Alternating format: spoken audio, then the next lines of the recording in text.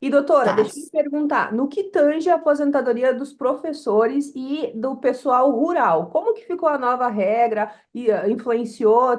Foi positivo, negativo? O que que a doutora pode me dizer?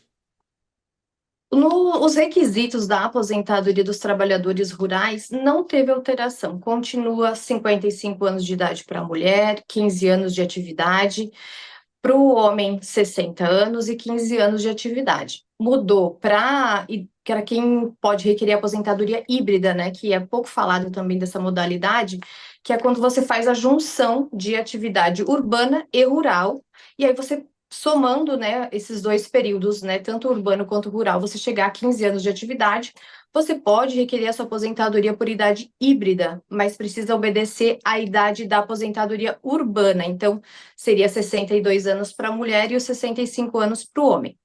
Já dos professores, né, teve algumas alterações, eles têm também duas regras de transição. Eu até vou dar uma coladinha aqui, porque foram muitas mudanças. Tem a Não, regra de isso mesmo. a regra de pontos, né, também para os professores, e a regra da idade mínima. Né? Uhum. Então, com essas duas modalidades, você consegue ainda antecipar, porque a regra geral mesmo, né, dos professores com a reforma da Previdência, para quem ingressou depois de 2019, a mulher precisa ter 57 anos e o homem ter 60 anos, ambos 30 anos desculpa, 25 anos de contribuição no magistério. Né? Lembrando que não precisa ser necessariamente só como professor, Pode ter os outro. coordenadores também têm direito, o diretor também tem direito, né? Assessores pedagógicos também podem se beneficiar nessa aposentadoria. O que prejudicou, assim como todos os benefícios, é o cálculo, que antes era feito 100% da média, né, que não tinha aplicação, hoje é 60% mais 2% do que exceder de 20 anos de contribuição para o homem e de 15 anos para a mulher. E é uma Então, pena, né? De forma geral, é uma pena porque prejudicou todos os beneficiários, mas principalmente também pela questão dos professores, né? Que são figuras tão épicas no nosso Brasil e que a gente precisa tanto, né, doutora? e pouco valorizados, né? Exatamente, eu entendo a questão da idade, eu até consigo entender, mas a questão ali da redução para professor é realmente uma pena, né, doutora?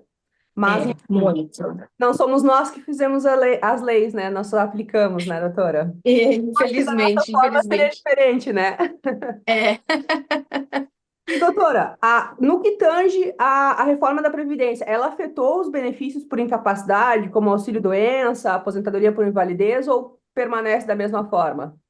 O benefício de auxílio-doença, ele não teve muita alteração, continua o mesmo cálculo, porque tanto na aposentadoria por invalidez, né, e o benefício por incapacidade, que hoje a gente chama de benefício por incapacidade temporária e permanente, né, mudou as nomenclaturas, mas é a questão do cálculo. Antes, uma aposentadoria por invalidez era 100% do cálculo.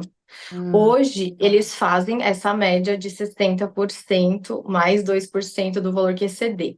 Só não vai aplicar, né, essa alíquota, né, em casos de acidente, então uma invalidez por um acidente, uma doença grave, aí não vai ser aplicado essa alíquota, mas de regra geral é 60%.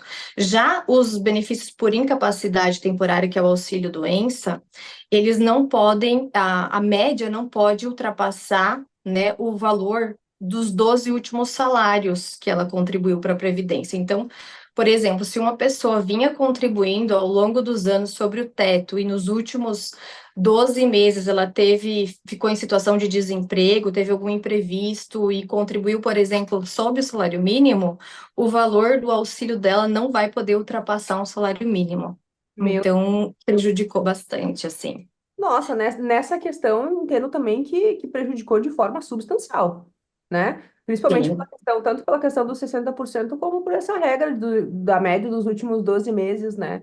Porque Por isso, assim, na reforma em si, não veio essa mudança, já vem sendo feito isso desde 2015, aplicado, né, o valor dos últimos 12 meses. Isso, o valor dos últimos 12 meses, a média dos últimos 12 meses, não pode ser inferior, na verdade, o valor não pode ultrapassar a média, por exemplo, se pegar todos os valores de 94 para cá e a média dela for o teto, só que os últimos 12 meses é mínimo, ela vai receber o mínimo.